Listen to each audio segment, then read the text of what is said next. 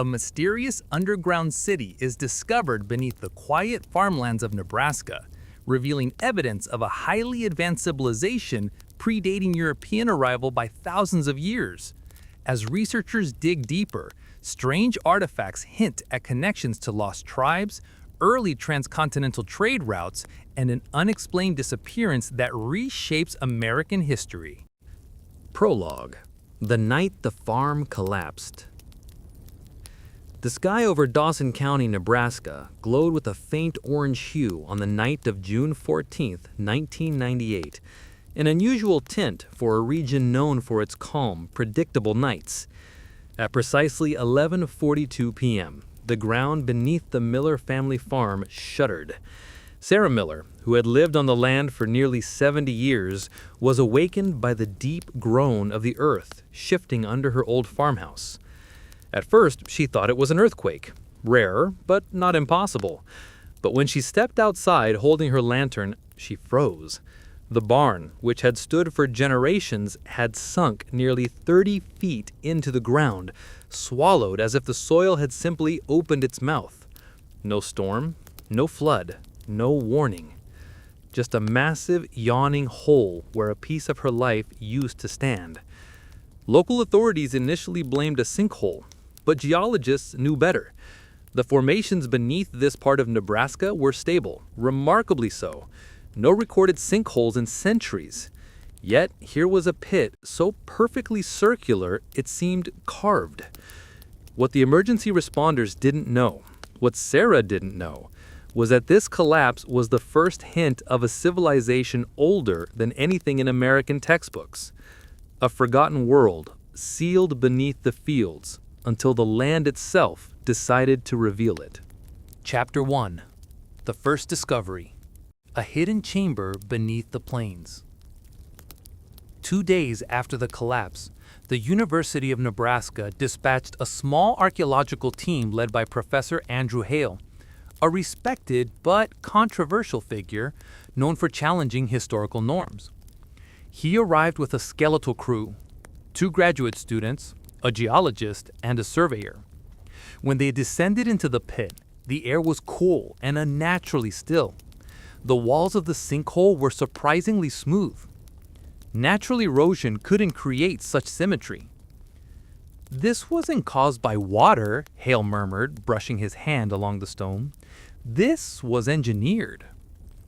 At the base of the pit, partially exposed, was a stone slab covered in markings, symbols none of them recognized. Hale knelt beside it, pulling out his camera.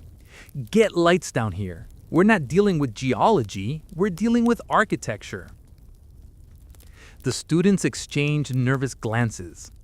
Beneath the slab, ground-penetrating radar detected a hollow space.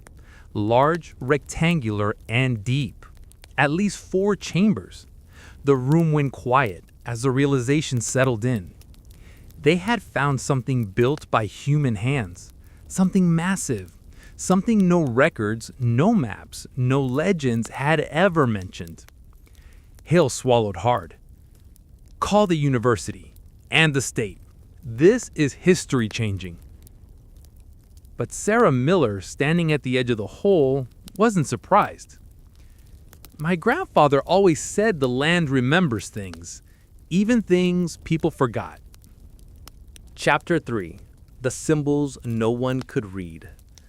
Within 24 hours, experts from across the state arrived. Linguists, anthropologists, and structural engineers, all eager, all baffled. Dr. Lena Whitford, a linguistics prodigy from MIT, arrived first. She stared at the symbols for nearly an hour before speaking. "This isn't any known Native American script, not Cherokee Celebrary, not Cree, not Ojibwe, and it's absolutely not Mayan or Aztec." "Could it be proto-writing?" Hale asked. Whitford shook her head. "Proto-writing lacks structure. These symbols repeat systematically. They follow rules." She pointed to one cluster, a circle between 2 lines. It appeared dozens of times and always in similar contexts. Maybe a marker, a person, a place, or even a warning. Hale felt a strange pressure in his chest, excitement mixed with dread. If these symbols represented a language, then this civilization had communication, culture, technology. And yet, no oral traditions, no written accounts, no archaeological sites had ever hinted at a city beneath the American plains. Suddenly, Whitford stiffened. "Andrew, look at this!" In the far left mural, the tall leader figure extended a hand toward what resembled a map, the Great Plains. Several rivers branched across it, matching the Missouri and Platte rivers. But along their banks were dozens of marked settlements, more than any known tribe had recorded.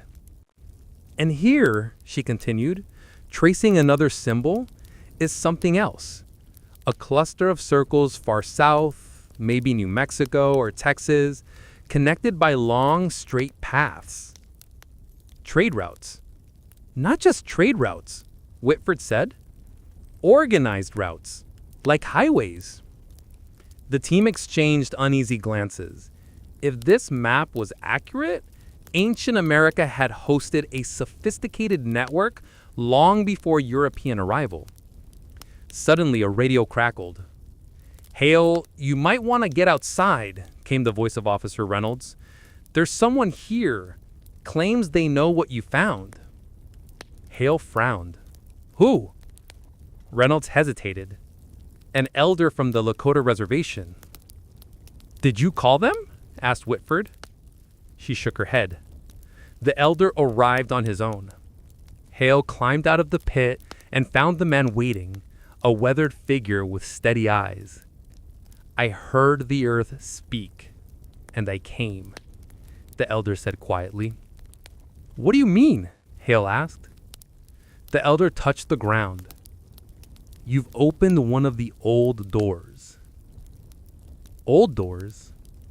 "There's a story in my people of a nation that lived below.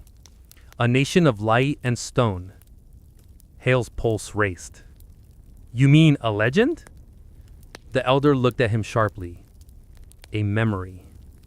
He pointed at the hole where the barn once stood. "And you are not the first to disturb it."